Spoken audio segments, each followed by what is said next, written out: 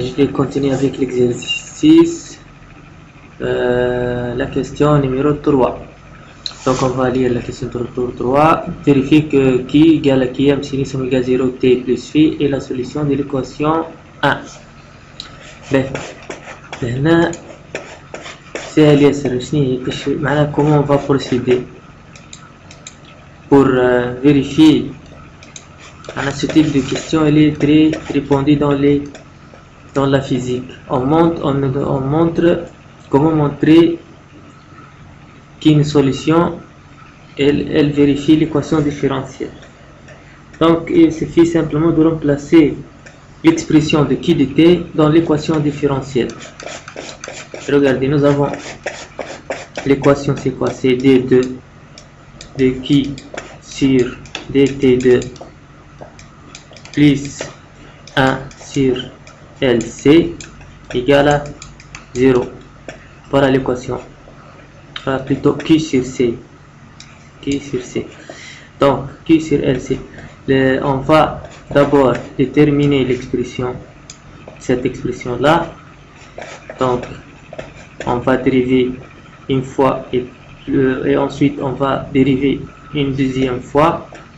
Donc le dérivé de qui de t s'écrit dérivé de qui de t sur dt, c'est quoi? C'est d sur dt de l'expression de qui. Voilà l'expression de qui. Donc je vais juste la remplacer de qui m sinus oméga 0 t plus phi. Bon, à quoi est égal ce dérivé là? Donc ici je vais rappeler quelques notions mathématiques plus vite. Donc la dérivée de cosinus ax plus b, c'est quoi? C'est comme nous avons ici une fonction composée, c'est g f de g de x, f de g de x. Comment on va procéder pour ce type de dérivée?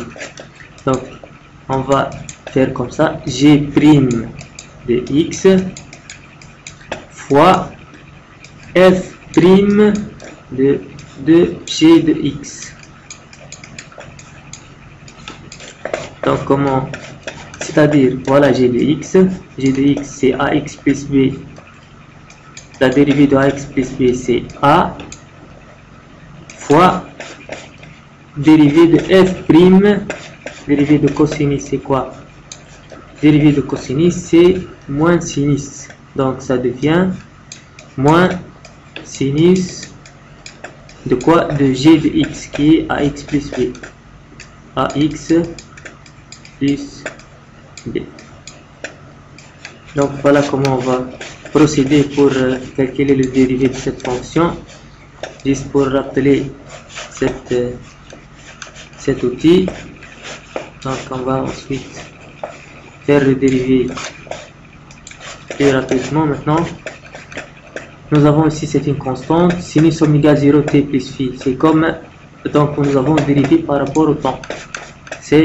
Donc voilà, comme un x, si je imagine que c'est un x, donc c'est oméga 0, dérivé de sinus c'est cosinus, donc ça devient, donc la constante elle reste constante, fois oméga 0, voilà oméga 0, fois dérivé de cosinus, de sinus c'est cosinus, donc de oméga 0 t plus phi.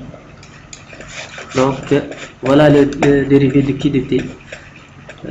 Ici on a besoin du dérivé second, donc on va faire un autre dérivé de cette fonction pour trouver le dérivé second. Donc je vais écrire d2 de qui de t par rapport au temps. C'est quoi? C'est, on va même, donc ici nous avons deux constantes, on va les garder toujours. De même, comme on a fait précédemment, donc ici on va oméga 0 qui va sortir, donc ça devient au carré, donc qui m oméga 0 carré, le dérivé de cosinus c'est moins sinus, Donc moins sinus donc de oméga 0t plus phi. Oméga 0t plus ben donc je n'envoie l'équation. Je vais maintenant écrire l'équation. Ben Qm ça devient donc Qm oméga 0 carré donc moins sinus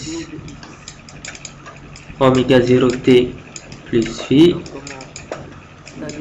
Ça c'est dérivé seconde de c'est premier terme, second terme plus donc c'est quoi, c'est Q sur LC, donc Q ça devient donc Qm sur LC facteur de sinus oméga 0t plus phi, tout ça égale à 0.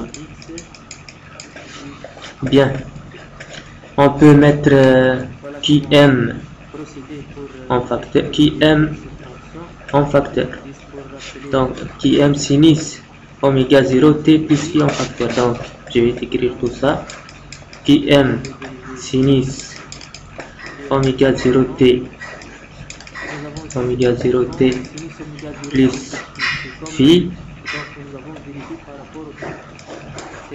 facteur, donc il reste ici moins oméga 0 carré plus 1 sur LC, tout ça il est égal à 0. Donc on sait donc ceci c'est une fonction qui varie, cette partie donc elle n'est pas nulle toujours, donc il reste que cette expression elle est nulle, donc nous avons, ça devient que oméga 0 carré égale 1 sur LC. Donc maintenant nous avons trouvé que pour que l'équation, que la charge qui de t avec l'expression donnée vérifie l'équation, il faut que oméga, donc pour que q de t vérifie l'équation 1,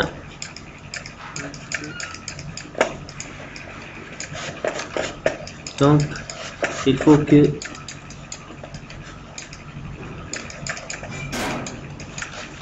oméga 0 égale 1 sur racine de LC. Voilà donc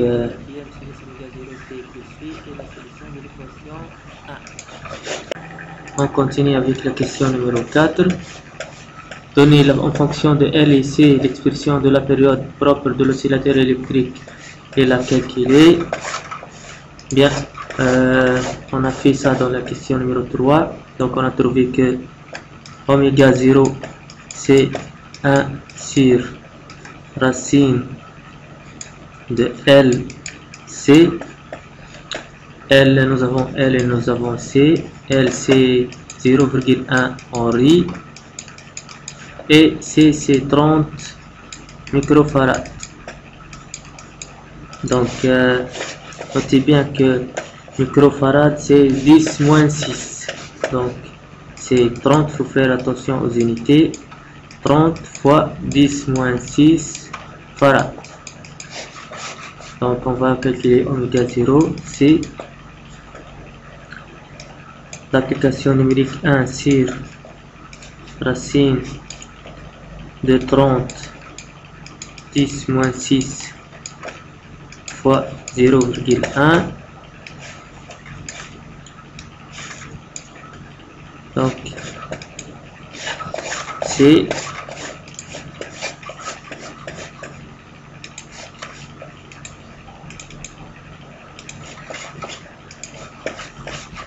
donc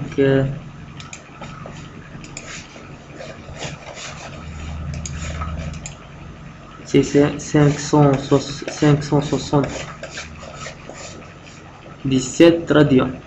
Donc ça devient 577 radians. Bien, on passe pour la question suivante. Le circuit a été fermé à un instant pris comme origine du temps. Déterminer numériquement les constantes figurant dans l'expression de la charge qui. Donc il faut lire bien chaque mot. La réponse. Donc parfois la réponse on trouve dans la question. Regardez bien. Le circuit a été fermé à un instant pris comme origine du temps. Donc AT égale à 0.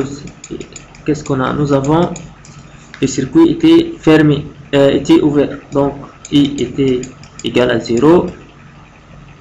Nous avons la charge, elle est maximale. Donc la charge, elle est maximale.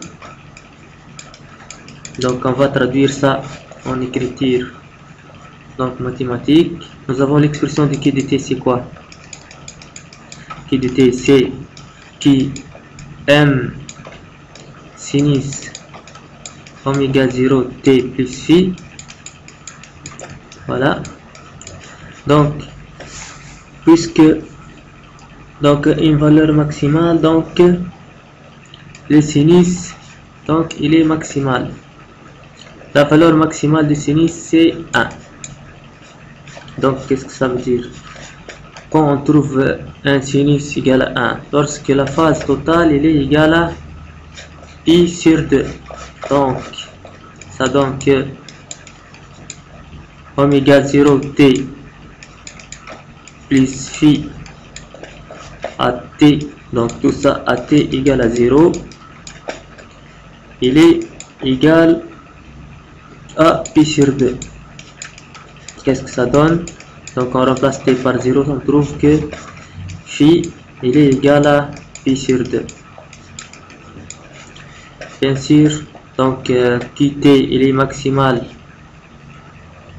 Nous avons AT égale à 0, que AT égale à 0. AT égale à 0. Nous avons que Q il est égal à QM égale à Q0. Et hier c'est QM. C'est quoi QM? C'est donc nous avons c'est Q0, donc c'est 4 10 moins 4 colonnes. Voilà, l'exercice est terminé.